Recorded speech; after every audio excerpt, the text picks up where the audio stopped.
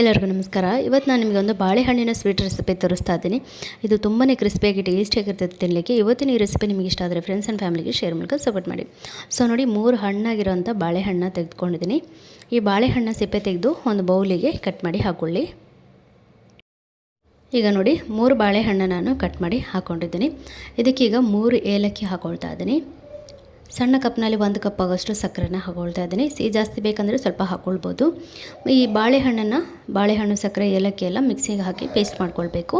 ನಂತರ ಈ ರೀತಿ ಒಂದು ಪ್ಲೇಟ್ನಲ್ಲಿ 1/4 ಕಪ್ ಆಗೋಷ್ಟು ರವೆ, ಅರ್ಧ ಕಪ್ಗಿಂತ ಸ್ವಲ್ಪ ಜಾಸ್ತಿ ಗೋಧಿ ಹಿಟ್ಟು, 1 ಕಪ್ ಆಗೋಷ್ಟು ಮೈದಾ ಹಿಟ್ಟನ್ನು ಹಾಕ್ಕೊಂಡಿದ್ದೀನಿ. ಇದಕ್ಕೆ ಸ್ವಲ್ಪ ಚಿಟಿಕೆಯಷ್ಟು ಉಪ್ಪನ್ನು ಹಾಕ್ಕೊಳ್ಳಿ. ನಂತರ ಈ ಬಾಳೆಹಣ್ಣು ಪೇಸ್ಟು ಹಾಕ್ಕೊಂಡು ನಾವೇನು ಸಕ್ಕರೆ, ಬಾಳೆಹಣ್ಣು, ಏಲಕ್ಕಿ ಹಾಕಿ ಪೇಸ್ಟ್ ಮಾಡ್ಕೊಂಡಿದ್ವಿ ಅದನ್ನು ಈ ಹಿಟ್ಟಿಗೆ ಹಾಕ್ಕೊಂಡು ಚೆನ್ನಾಗಿ ಮಿಕ್ಸ್ ಮಾಡ್ಕೊಳ್ಳಿ. ಸೊ ಕಲರ್ ಬೇಕಾದರೆ ಈ ಟೈಮ್ನಲ್ಲಿ ಹಾಕ್ಕೊಳ್ಳಿ. ಚಿಟಿಕೆಯಷ್ಟು ಉಪ್ಪಷ್ಟೇ ಹಾಕ್ಕೊಂಡಿದ್ದೀನಿ. ನಾನು ಲಾಸ್ಟ್ ಟೈಮಲ್ಲಿ ಸ್ವಲ್ಪ ಕಲರ್ನ ಸೇರಿಸ್ಕೊಂಡಿದ್ದೀನಿ ಅಷ್ಟೇ. ಈಗ ಸ್ವಲ್ಪ ಹಿಟ್ಟು ಸಾಫ್ಟ್ ಅನ್ನಿಸ್ತು, ಸ್ವಲ್ಪ ಗೋಧಿ ಹಿಟ್ಟನ್ನು ಹಾಕ್ಕೊಂಡಿದ್ದೀನಿ. ಸ್ವಲ್ಪ ಕಲರು, ಹಾಗೆ 1-2 ಸ್ಪೂನಷ್ಟು ತುಪ್ಪ ಹಾಕಿ ಚೆನ್ನಾಗಿ ಮಿಕ್ಸ್ ಮಾಡ್ಕೊಳ್ಬೇಕು.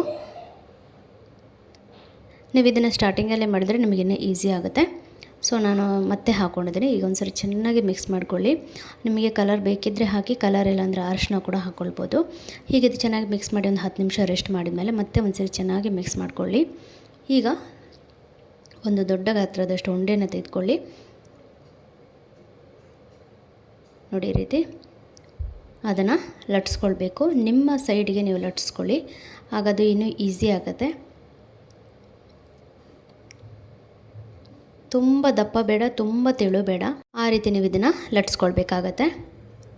ಸೊ ನೋಡಿ, ಮೀಡಿಯಮ್ ಅಷ್ಟು ದಪ್ಪ ಇದೆ, ತುಂಬ ತೆಳು ಇಲ್ಲ. ಈಗ ಒಂದು ಬೌಲ್ನಲ್ಲಿ ಈ ರೀತಿ ಕಟ್ ಮಾಡ್ಕೊಳ್ತಾ ಇದ್ದೀನಿ ರೌಂಡ್ ಶೇಪಲ್ಲಿ. ಇಲ್ಲಾಂದರೆ ಸಣ್ಣ ಸಣ್ಣ ಉಂಡೆ ಮಾಡಿಕೊಂಡೆ ನೀವು ಲಟ್ಸ್ಕೊಳ್ಬೋದು. ಅದು ಇಡೀ ದಿವಸ ಆಗುತ್ತೆ ಅನ್ನೋದಕ್ಕೋಸ್ಕರ ನಾನು ಈ ರೀತಿ ಮಾಡ್ಕೊಂಡಿದ್ದೀನಿ ಅಷ್ಟೇ. ಇದೇ ರೀತಿ ಏನು ಮಾಡಬೇಕಂತೇನಿಲ್ಲ, ನಿಮ್ಗೆ ಯಾವ ರೀತಿ ಶೇಪ್ ಇಷ್ಟ ಆ ರೀತಿ ಶೇಪ್ನಲ್ಲಿ ನೀವು ಮಾಡ್ಕೊಳ್ಬೋದು. ನಾವು ಕೋಡುಬಳೆ ಎಲ್ಲ ಮಾಡ್ಕೊಳ್ತೀವಲ್ಲ, ಆ ರೀತಿಯೇ ಮಾಡ್ಕೊಳ್ಬೋದು. ಸೊ ಇಲ್ಲಿ ಮೀಡಿಯಮ್ ಫ್ಲೇಮಲ್ಲಿ ಎಣ್ಣೆ ಬಿಸಿ ಆಗಿದೆ. ಈಗ ನಾನು ಒಂದೊಂದನ್ನೇ ಹಾಕ್ಕೊಂಡು ಫ್ರೈ ಮಾಡ್ಕೊಳ್ತಾಯಿನಿ. ಇದನ್ನು ನೀವು ಆದಷ್ಟು ಮೀಡಿಯಮ್ ಫ್ಲೇಮಲ್ಲಿ ಫ್ರೈ ಮಾಡ್ಕೊಳ್ಳೋದ್ರಿಂದ ಟೇಸ್ಟ್ ಇನ್ನೂ ಚೆನ್ನಾಗಿರುತ್ತೆ ಮತ್ತು ಕ್ರಿಸ್ಪಿಯಾಗಿರ್ತದೆ. ಹೈ ಫ್ಲೇಮ್ ಇಟ್ಟು ನೀವು ಫ್ರೈ ಮಾಡ್ಕೊಂಡ್ರೆ ಅದು ಮೇಲ್ಗಡೆ ಅಷ್ಟೇ ಕದಂಗಿರುತ್ತೆ, ಒಳಗಡೆ ಎಲ್ಲ ಅಷ್ಟು ಫ್ರೈ ಆಗಿರೋದಿಲ್ಲ. ಸೊ ಈಗ ನೋಡಿ, ಇದು ಫ್ರೈ ಆಗಿದೆ. ನಾನೀಗ ಇದನ್ನು ತೆಗೆದುಕೊಳ್ತಾ ಇದ್ದೀನಿ.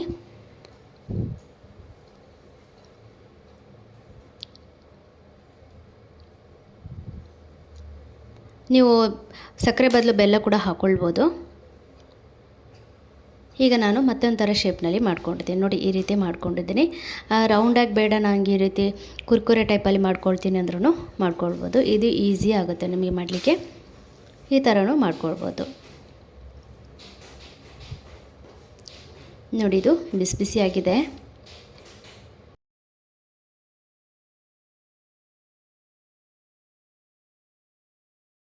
ಸೊ ಇದು ಕೂಡ ಚೆನ್ನಾಗಿ ಫ್ರೈ ಆಗ್ತಾ ಬಂತು. ಈಗ ನಾನು ಇದನ್ನು ತೆಗೆದುಕೊಳ್ತೀನಿ. ನಾನು 2 ಶೇಪಲ್ಲಿ ಮಾಡ್ಕೊಂಡಿದ್ದೀನಿ. ನಿಮ್ಗೆ ಯಾವ ಶೇಪಲ್ಲಿ ಬೇಕೋ ನೀವು ಆ ಶೇಪ್ನಲ್ಲಿ ಮಾಡ್ಕೊಳ್ಬೋದು.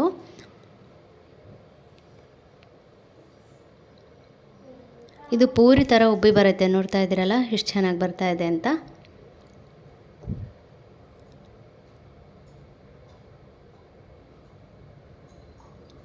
ಸೊ ಈಗ ಇದು ಚೆನ್ನಾಗಿ ಫ್ರೈ ಆಗಿದೆ. ನಾನೀಗ ಇದನ್ನು ಒಂದು ಟಿಶ್ಯೂ ಪೇಪರ್ನ ಪ್ಲೇಟಿಗೆ ಹಾಕಿಬಿಟ್ಟು ತೆಗೆದಿಡ್ತಾ ಇದ್ದೀನಿ. ಅದು ತುಂಬ ಎಣ್ಣೆ ಏನು ಕುಡಿಯೋದಿಲ್ಲ, ನಿಮಗೆ ಅದು ಡ್ರೈ ಇರುತ್ತೆ. ನೋಡಲಿಕ್ಕಷ್ಟೇ ನಿಮಗೆ ಎಣ್ಣೆ ಥರ ಇರ್ಬೋದು, ಡ್ರೈ ಇರುತ್ತೆ. ಸೊ ನೋಡಿದ್ರಲ್ಲ, ಈ ಬಾಳೆಹಣ್ಣಿನ ಸ್ವೀಟ್ ರೆಸಿಪಿ ಯಾರಿಗೆಲ್ಲ ಇಷ್ಟ ಆಯಿತು, ಇಷ್ಟ ಆದರೆ ಫ್ರೆಂಡ್ಸ್ ಆ್ಯಂಡ್ ಫ್ಯಾಮಿಲಿಗೆ ಶೇರ್ ಮೂಲಕ ಸಪೋರ್ಟ್ ಮಾಡಿ. ಸಿಗೋಣ ಮತ್ತೊಂದು ರೆಸಿಪಿಯೊಂದಿಗೆ.